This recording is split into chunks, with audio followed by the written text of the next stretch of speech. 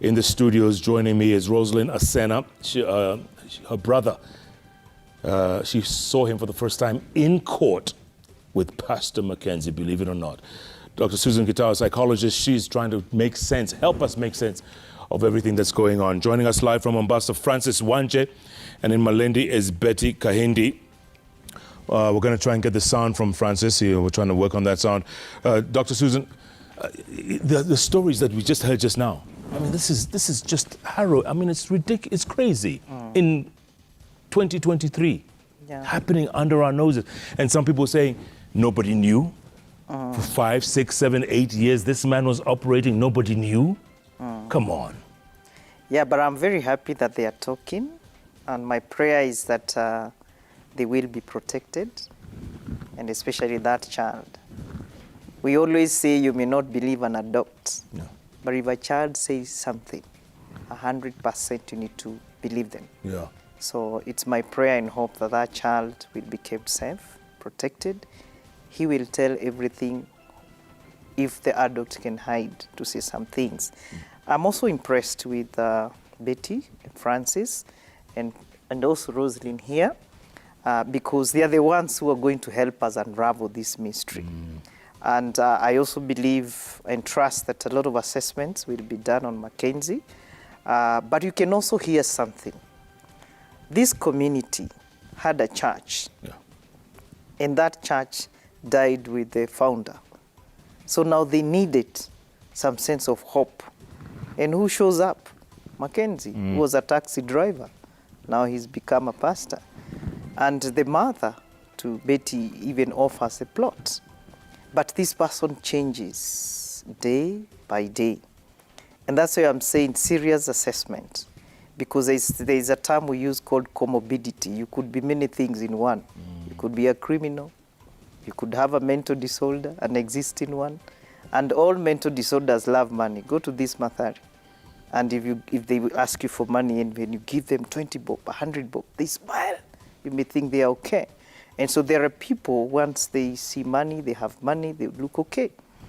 And there are many things that we also need to understand here. And I'll repeat again, what emptiness do people have when they are seeking help?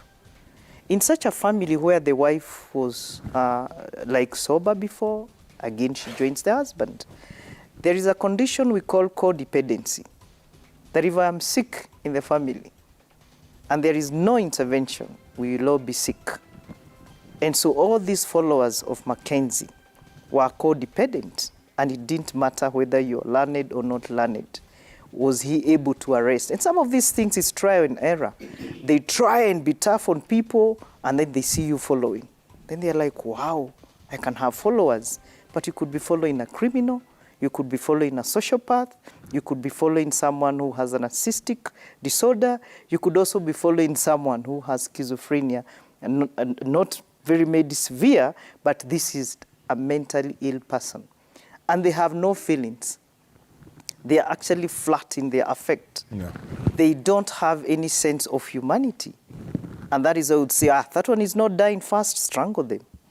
Yeah, and many other things also that we might discover that are hidden. And what maybe I pray that this nation will do and the government of Kenya will do is to let the Kenyans know the truth. Nothing but the truth. Why? In mental health, people heal faster when the truth is laid bare.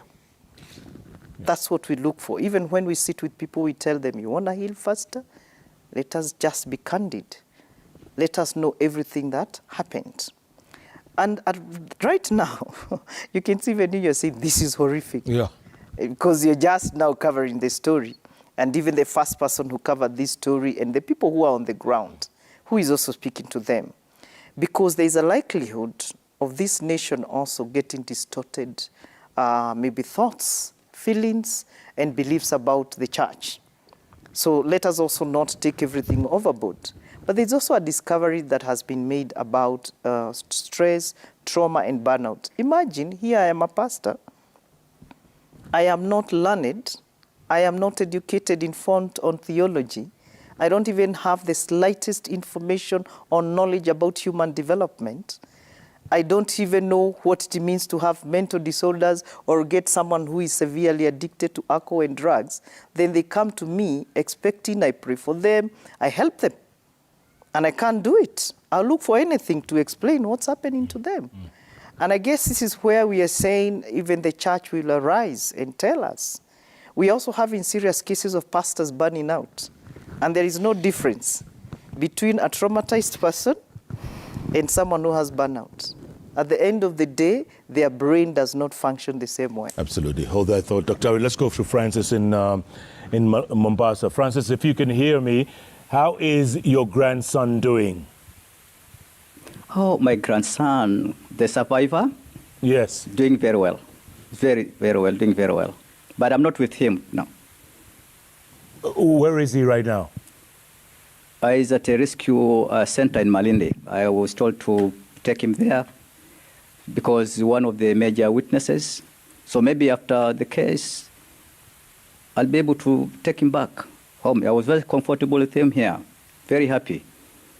I heard you've been spending days at the morgue in Malindi. Why? Come again? You've been spending days at the mortuary, the morgue. Why? Oh, I cannot get... Can you hear me now, Francis? Can you hear me? I can hear you now. Your day to day, what have you been spending your days doing? Oh, okay, thank you. You know, I've not been myself, Jeff, from the time of that incident happened. And I was really very sad, and I'm missing my people. So actually, from the time I reported this issue to the police station, that was on 17th of March, I personally took the initiative of looking for my people. I got some volunteers in Malindi, good people who were with me, and I used to take them there. I used to hire trucks, pay for the fuel. We do the search at night at Shakahola. And in the morning we come back, I just give them meals. So I did that for about 1 week, all in vain. So many times I just take time praying that one day I'll be able to see my people. Yeah. It's very sad. And this man, this preacher, this pastor of theirs, Mackenzie, if he was listening to you right now, what would you tell him? The Mackenzie one? Yes. This pastor, Jeff, I don't know what name I should give him. Whether it's an animal or what kind of an animal, I can't. Because what he has done to my people, what he has done to all the people that have been in that forest, is something that has never been seen before. And again, no matter how many names we're going to give Mackenzie, I think, Jeff, on the other hand, we have to blame ourselves in one way or the other. You know why? Tell me. I report the matter on 17th of March. Are you getting me? Yeah. I reported the matter on 17th of March. Leave alone, other leaders are saying that it happened just recently, this April. No, I reported the matter on 17th of March. And I expected the authority concerned to move very fast from that time to save lives of many who are dying in the forest. And that time, you know, starving was taking place in phases. The first phase was the children. The second phase was for women. And then the third phase for the men. And on 17th, that now was still the phase of the children. I knew that there was quite a number of children who had lost their lives through the starvation. But after my report, reporting that is I thought now the authorities concerned will come very fast to deal with the case to save lives of many. But it did not happen at all. Tell me something, Francis. It did not happen. You've been going to the Red Cross offices in Malindi? Yeah. Yep. The Red Cross has a help center in Malindi. Have you been going there? Come again? To the Red Cross office. Oh, I have not gone there before. I have not gone there. Oh, okay. But my people, I've got my relatives who have been there. Even today, because I'm in Mombasa now, there's some things that I'm doing. But there are some relatives in Malindi who normally go there and give in the report of our people. And even today, I've just received a report that some of them have gone there to check whether they are there or not, but they were not found. What are they telling you? What are they being told? Oh, they're saying that they've not been seen. Okay? So we have to wait as the search continues. Francis, you said you reported this matter on the 17th of March, right? Yes. Where? Which police station? To whom? Pardon? I reported at the nearest police station, that is Langobaya police station, which is the nearest police station to the forest, Shakahola. But most of the time, when you report at Shakahola, cases are normally transferred to the Malindi police station. That's the major police station in the sub-county. And when you reported it, what did they tell you? Pardon? What did they tell you?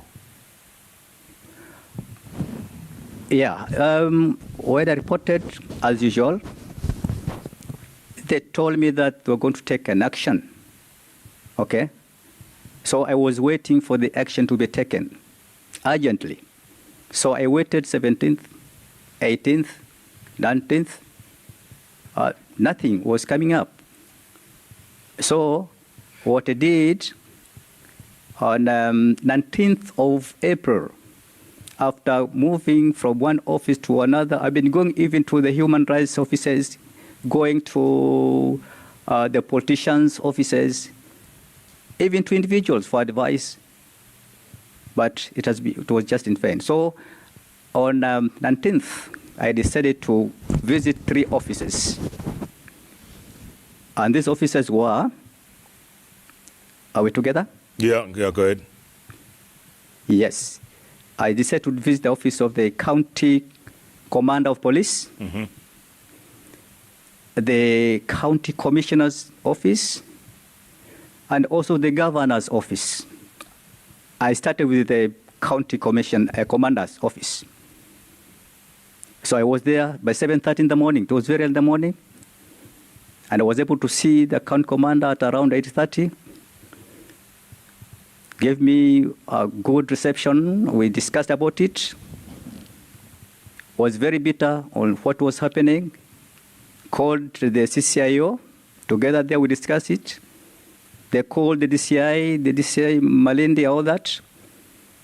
And I could see that the talk was very tough that time. And she promised me that everything was going to be done well. From there, I went to the county commissioner's office. And I was able to meet Biwot, a very good man. Gave me a nice reception. And I wish the same reception could be given at the police stations, wherever I was going. I explained the matter, and I found that he had not been briefed well. And I explained how everything started. Was bitter too. He called Nairobi Homicide Detective's Office, requested for the pathologists who had not even come, because the bodies of my grandchildren were still in the forest. They had not been exhumed, even after the court had given the order on 23rd of March. Imagine. So the talk was very tough. Yeah. And Francis, the commissioner told me that things are going to be done. And I said yes. So I went to the governor's office. I was unable to access him. I don't know for what reason anyway. Yeah, but it's a very Jeff, detailed story, Francis. Let me ask you real quick. Your Yes. grandson, the surviving one, how was he found? Yeah, Where was he found? The surviving grandson, where was he found? How? Yeah. He was found at the homestead at Shakahola, being prepared to die. Who found That's him? why he was, yeah. Who found him? Who? Come. Who found him? It was found by two of my nephews, the two policemen from Langobaya police station, and a neighbor by the name Humphrey, who is the one who called me, informing me of what was happening there. In fact, that one was a former member of the cult, but he resigned. Yeah. All right, Francis, stand by. We'll get back to you in a little short while. Rosalind, you're hearing these stories. Thank you. Yeah. What would you tell this man if you saw him today? Before I see the man,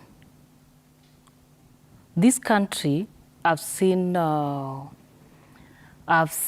us saying we have the office of the First Lady.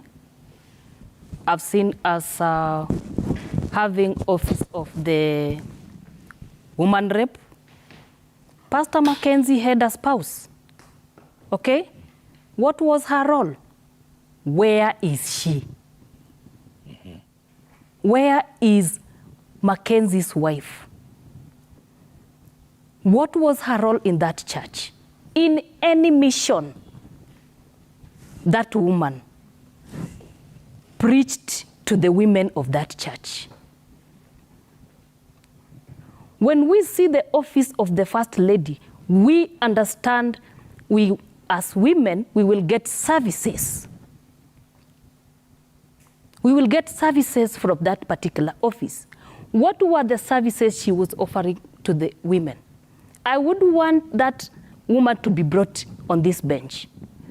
I would want that woman to meet her, woman to woman. We talk with her. I ask her, what is it that you preached to my sister-in-law and her children? Because they were members of your congregation. What is it that you told them? And the question I want to ask even the media, do you know where that woman is? Is there somebody who knows where Mackenzie's wife is? Is there somebody who knows what she is doing and what she is up to? We must not leave any stone unturned in this story. We must make sure she says, she gives her story. Mackenzie had children. How old are they?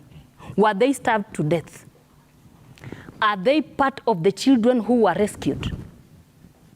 What were their role in that particular church? Are there any children who have been exhumed who are Mackenzie's children? I would want to know. Has the government, the authorities taken, have they interrogated them? Has any interrogation been done to the wife of Mackenzie and his children? Where is she in this country? We need answers, if not today, yesterday.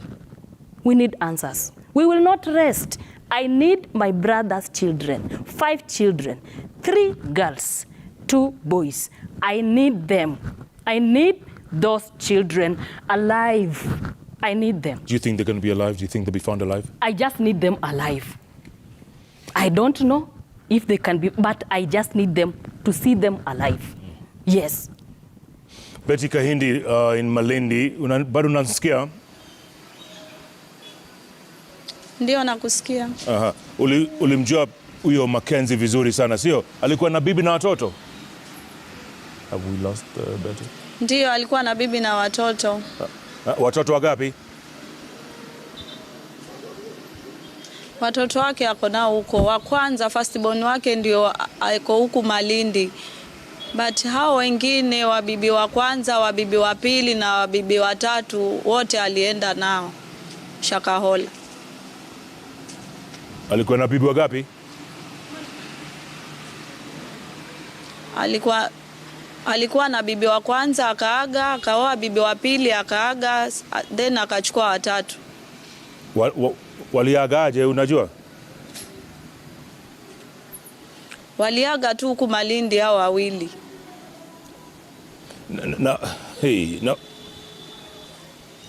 Waligonjeka ama waliagaje unajua? Okay, chenye najua bibi wa kwanza aliaga juu alikuwa ana mimba, but ilikuwa inakuwa kwa fallopian tubes juu. Haikuwa mahali kwa sawa. Wa pili aliaga juu walianza historia watoto wasiende shule, so alipofungwa bibi pia kuna wakati alifungwa. So alipokaa huko jela, alipotolewa huyo bibi ndio hakukaa sana, tukasikia ameaga. Na ukiuona huyu mtu leo watatu ndio mwenye kwa vile ulimjua Mackenzie akaoa bibi watatu. Ndio. Kwa vile ulimjua huyu Mackenzie kitambo, kama anakusikiza saa hii ungetaka kumwambiaje? Mimi nataka kumwambia yeye ni muuaji. Ameua watoto ambao hawana hatia, ameua mama zao.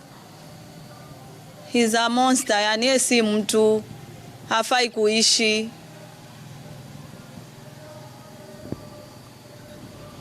Na dadako na mume wake walikuwa na cheo gani kwa hiyo kanisa? Dadangu na mume wake aliwafanya assistant pastor. Walikuwa mwanachini wake wakiwa bado Malindi. Akafanya dadangu na shemegi yake wakauza plot, waliuza sehemu ya plot, alafu wakampatia sehemu nyingine yeye bure yenye alijengea mtoto wa bradhake hapo nyumba. Na akaacha mtoto wa bradhake hapo na akachukua sistangu na watoto wake na bwanake, ndio alienda nao Shakahola. Na hiyo plot waliuza, pesa walipeleka wapi? Pesa walikuwa wanampatia pasta. Na waliuza mali yote? Waliuza hiyo plot, wakabakisha mali walikuwa wamejenga nyumba.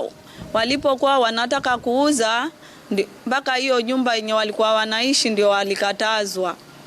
Watu wa bwana wakasema hapana, hii nyumba hautaiuza cause wewe uko na watoto wadogo ambao ni vijana na hawajakanyaga shule. Wakati huko mambo yakikoseka, wao watoto wakirudi watakaa wapi? Ndio hiyo nyumba wakaichukua, wakasema haitauzwa. Ndio maana aliacha. But hizo sehemu nyingine ya plot waliuza. Na kabla wa join hiyo kanisa, dadako na mume wako walikuwa wakifanya kazi gani? Walikuwa tu hapo assistant pastor. Kuna wakati walikuwa wakihubiri hapo, saa zingine wanapewa wakati wanahubiri wakati wakiwa Malindi. But hiyo kanisa ilipofungwa walienda huko, ndio sijui ni kazi gani huko walikuwa wanafanya. Na kabla wa join hiyo kanisa walikuwa wakifanya kazi gani?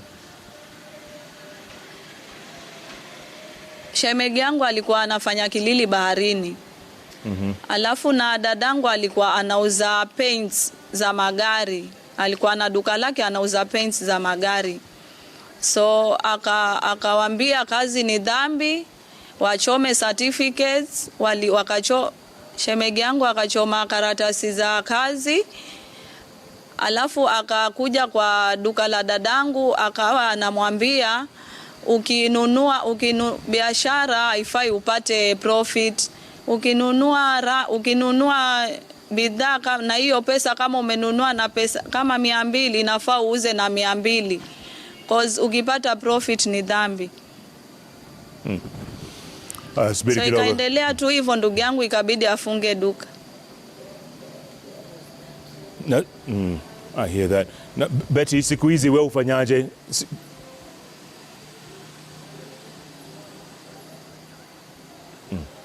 Maisha yako iko aje Betty? Maisha yangu Yes. Ya kawaida siku hizi. maisha yangu ni mazuri. Lakini ukiamka asubuhi wewe unaenda kutafuta Wakati sasa tuliposikia kuwa hii story imeanza kuwa kuna watoto waliletwa wamekufa kutoka huko, kila tukiamka naenda kutafuta sistangu.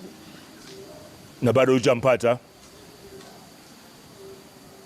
Hatujampata, pamoja na watoto wake 6 hatujampata. Aya Betty. Roslyn, you're listening to this and I see you shaking your head, huh? Shaking your head. It's hard, Jeff. It's an agony. How could Mackenzie get an opportunity to give agony to parents in the whole country? How? Surely.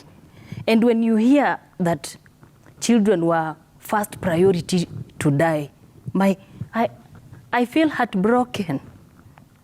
I feel so bad because honestly, starving a child to death, how long would a 1.5 year take to die if starved?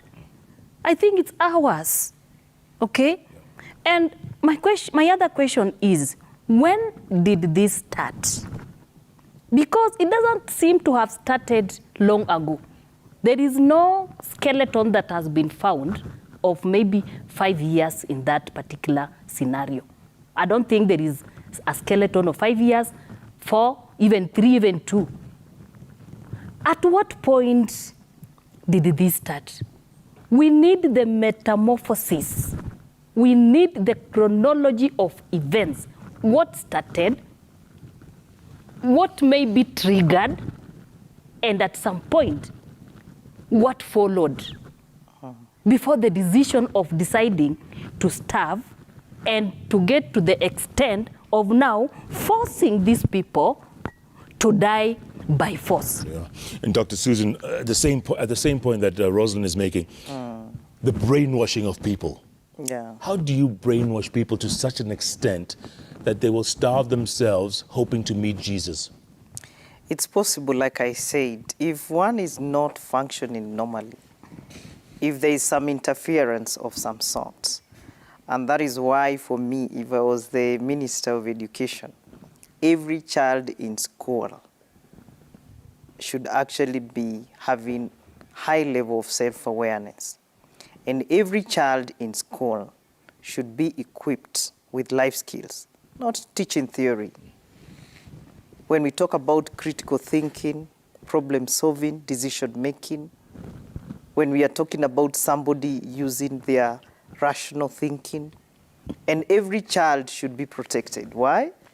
Because if anyone gets traumatized as a child, and that trauma is not resolved in one way or the other, they become adults, it will resurface. And if they get to a level they feel so overwhelmed, they will look for anything to hang on. And one of the things that people fall into is religion. And notice there is a difference between having faith in a supernatural being and religion that is indoctrinating. And brainwashing people is easy. You only come up with rules. Mackenzie had rules. And the ones who felt, I cannot put up with these rules, there are people who had their brains in check. The part of the brain we call the thinking brain, the reasoning brain. They're like, my wig, maybe I bought it a lot of money. How do you tell me to remove it? I feel nice in it. Who are you? And they ran away. But those others that I'm saying, they had some sort of imbalance in their lives, in their own minds. They fell for that. Why? Because the part of the brain they use highly is the emotional brain, which now in the church, you will find it is highly active among ladies. And that is why they were second to go. Children mostly don't have that high level of thinking until 11 years, if no traumas have happened in their lives. But now for women, they have the mammalian brain, where it's the seat of nurturing, And when it comes to faith situations, it is the seat of the Holy Spirit, the one that just is subjective. And so you find in many churches, and you'll find in many corn industries, you will find women are the majority. If today you're a pastor and you have this power and you say, I say all of you receive, and there are men there, some men will fall because they want to conform, but they may not. Because again, the women with the mammalian brain, they are very subjective. They believe in things that they have not processed and they have not found facts. Now, if you get a man now who for some reason their brain has been impaired, for whatever reason there may be, they will also behave like that. They will be subjective. So they will follow whatever rules are placed before them, whatever direction, instruction they are given, they will follow. And I am not removing the aspect of criminals here, because if you also go to committee right now, you get very good brains there, very smart brains. If anybody escapes from committee, is a smart person. So we also have those people, but however much they are geniuses, they have that criminal mind in them. And if you follow some of their history, like she's talking about chronology of events, follow the chronology of somebody's developmental stages, you might hear stories when they were maybe very young at home, the things they did, when they were in school. If they left school, why did they leave school? And I'm also not refusing the aspect of what Kenyans today are falling in love with. If you go along the Gigiri road, you will see posters written, Illuminati, and this is the number. Yeah. Call it if you want to get rich. So that person who is taken very fast into some doctrine, some beliefs, they also have a problem. They have some emptiness. And when I am also looking at the church, I'm asking, are you able to bring that person who has come to church to a level of standing on their own and even believing in God without you? Invoking that Holy Spirit you say they can receive without you. Yeah. Because if you also love your child today, Jeff, you want them to stand on their own. You want them to be independent because you don't know how long you're going to be here. If they leave maybe this country and go elsewhere, you want them to stand on their own. So you cannot hold them hostage. If you look at many people that follow one person, one man show, a church of one man show, if not one woman show, that person will also do anything to ensure that you're always dancing at their tune. Because if there are people who swing on power and you bring some rebellion, they will feel they lose power. And most of those people are the ones I'm telling you. They are narcissistic. Yeah. And narcissists don't care whether it is their child, whether it is their wife, whether it's their relatives. What they want, they want. And they don't care whether they're going to step on you. If they now happen to marry with a personality that is choleric, the personality we say is a go-getter, then that person will be so convincing to people. Because as they get aggressive, for you, you'll be picking confidence. You'll be picking high level of faith. So I don't want to leave Rosalind in this state and many others that have been caught in this. One of the reactions in this situation is anger. And anger comes from a perception and belief it is not right. It is not just. And for us to help these families, that's why I've told you, like I don't know who is taking care of Rosalind and her family. I don't know. And it's my prayer. I know I have my people who have been tired for a long time. We have the Kenya Counseling Psychological Association, over 8,000 members in this country. And I want to appeal to them. I know the chairman, Kilifi, was telling me they did Pwani counseling, but the nurses were considered to have done a good job, but they are the ones who did the psychological debriefing and all that. I think this is the time we also need to facilitate. Even the people who are going to rescue and exhume the bodies, who is working with them? Because you might finish with one problem and you get another one. It's sad to hear security officers, people who are trained as police officers, they had also joined the cult. You tell me that kind of a person who is going to believe in this pastor and you already had very good training of killing, finishing someone with over maybe 50 ways. And then you're here being told, do this. Why won't you kill them? So it's, to me, I am praying and saying, and especially when we think of children, because children have a future. And anyone who denies them a chance to see their future, I don't know what name we could actually give that person. And so if there are people who have always been compromised in the ways of seeking justice, this time as Kenyans, let us do at least one thing right. Seek justice for these people. Give them the support that they require. And also give the ones who are doing the job. Because I have happened to work with a few police officers. I have worked in the Baragoi massacre.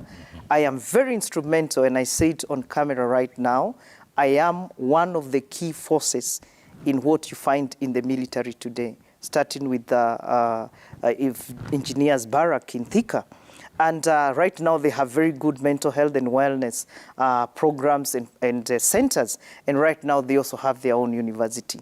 The police have worked a lot with the AP. And I know what happens to them. They're also human beings. You can imagine someone who is going to exhume a body and they can relate maybe with a son they have or a daughter. Don't think they're going to do it easily, even as we work under supervision. Right now, if I am at the center, I should be working with my supervisor because I have to tell them the way I'm feeling. Mindfulness. And Rosary, I would let you always live in the present moment. I'm happy because you're able to express your emotions. Don't deny. And when you feel angry and feel like talking, and I'll pray whoever is around these family members, allow them to be. And living in the present moment is very powerful for the brain, and especially for these people who are affected and the survivors, because the brain is the one we would like to flex. We talk about neuroplasticity, because when the brain is fractured by high levels of stress, then for it to relax and be taken back to shape, you don't need to deny what is going on within you. Right. If you feel angry, label it, pick it where it is in the body, and allow it to be. Once you do that, that mindfulness, living in the present moment, will make you take another day. And if you can, keep breathing. The breath of life. If you have enough oxygen in your brain, it relaxes. We don't want to see people fainting. We don't want to see people developing very serious medical conditions because of what is happening right now in the nation and what is happening to them. And even for men, you can listen to Francis and you can see how he has struggled for a long, long time. Don't you think he's also tired? He's exhausted. Who is supporting him? And this is not the time to actually point fingers. Because if you listen to each one of these people, and that's why I said in this country, you cannot work apart from psychologists. And we do have forensic psychologists. I know there are few in this nation, but we also have clinical psychologists, counseling psychologists, and our work is closely to what you're doing.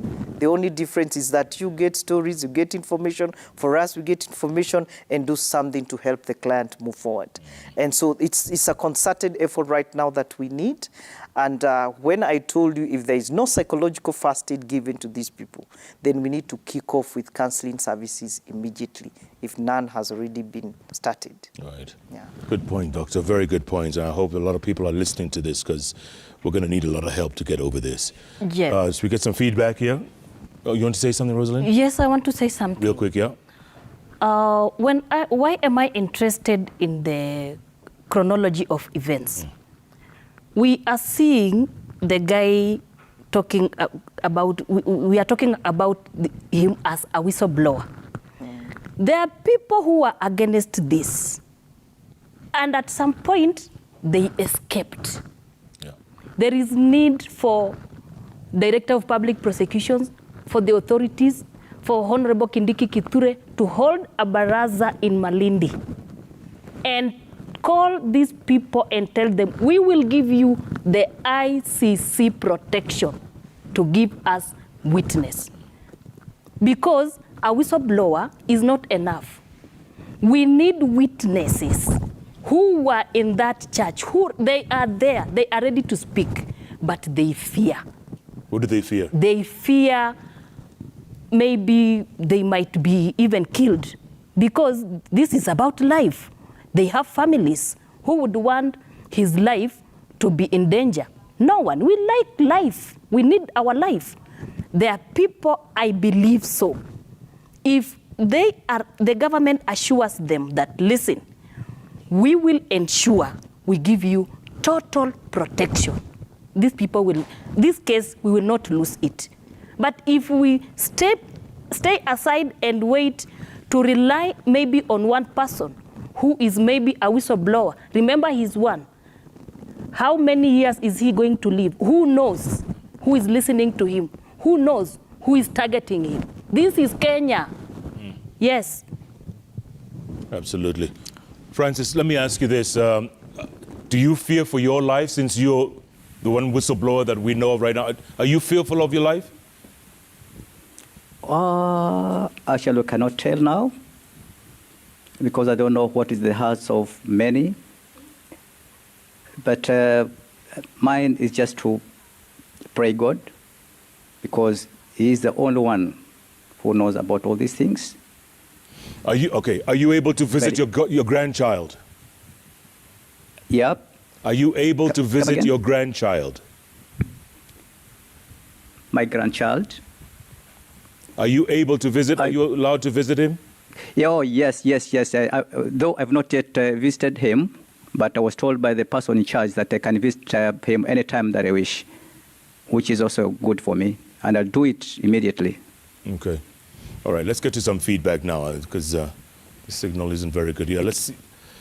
Thank you, Francis. Thank you so much. Appreciate it. Let's get some feedback here. Bolo Phillips says, best long-term solution for our nation on matters religion is serious regulation and an immediate closure of breakaway suspicious churches.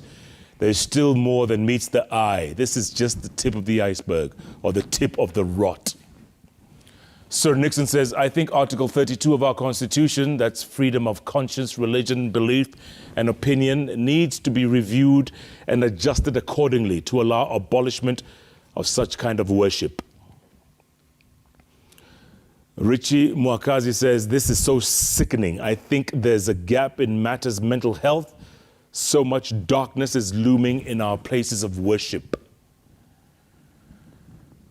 Mukuru SPA says, it's painful hearing all these traumatizing stories from Shakahola massacre. As much as Pastor Mackenzie must be held accountable, the chief, the MCA, the MP, former governor, OCS, NIS, and Nyumba Kumi in Shakahola must tell us why this was not out of the radar. And Apiri Mike says, that Francis story on Citizen TV is a true reflection on the laxity of our security organs in dealing with attitudes.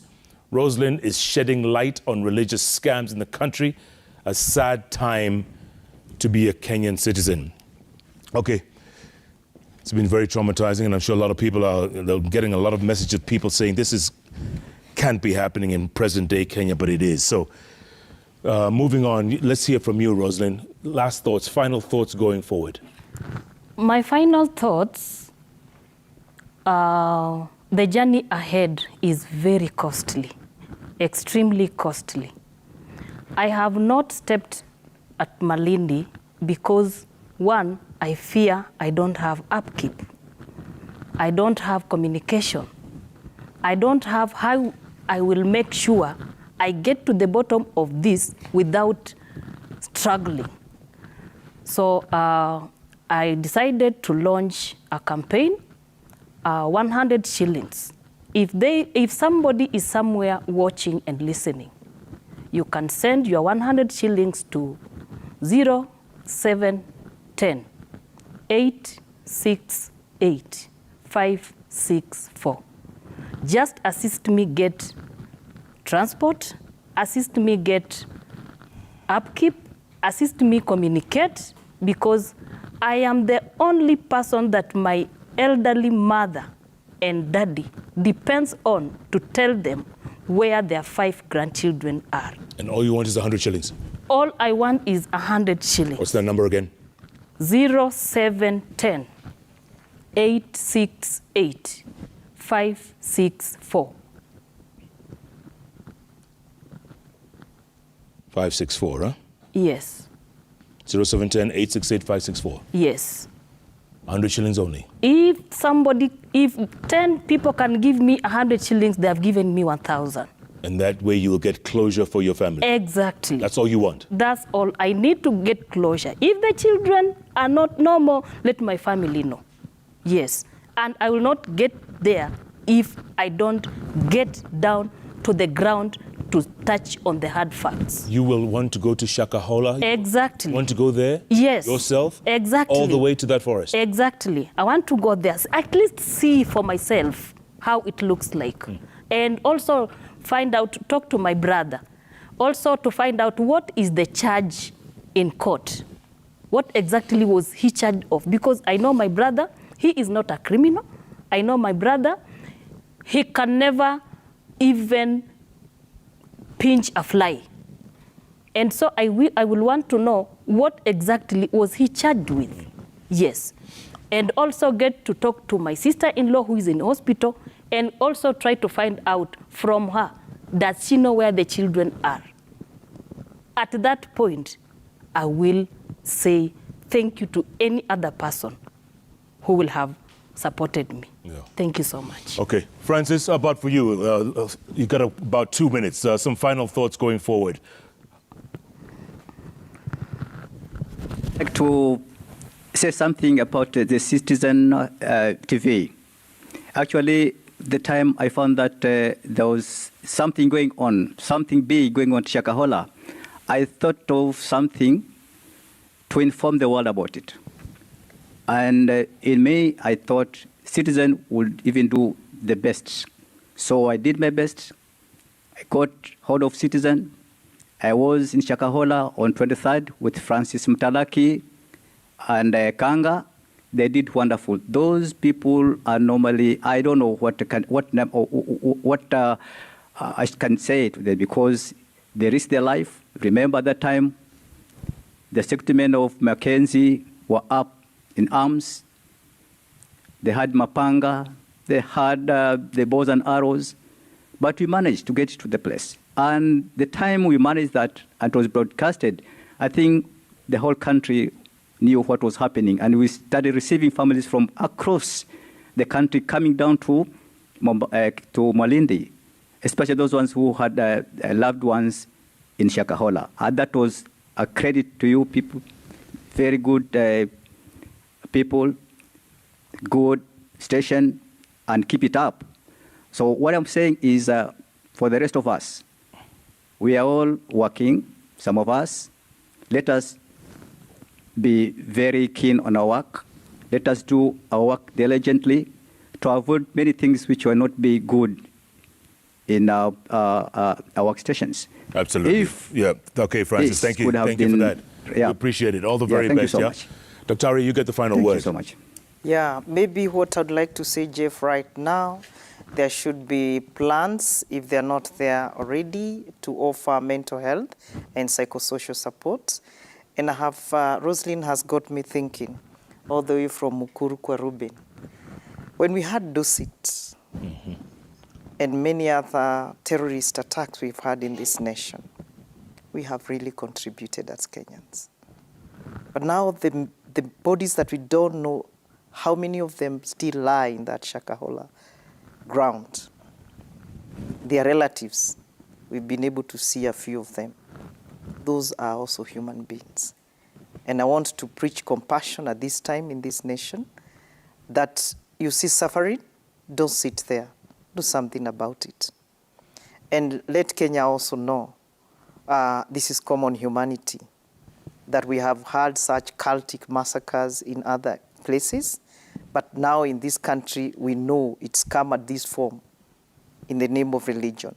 So that if there is any preacher watching us, if there is any pastor watching us, if there is any leader of any religious sect that is watching us, for the first time, think about yourself. If you become very genuine at this time, do not get burnt out, do not cheat people out of their wealth, and then you decide, how do I now get rid of them? Because they might follow me, and you decide you want to kill them.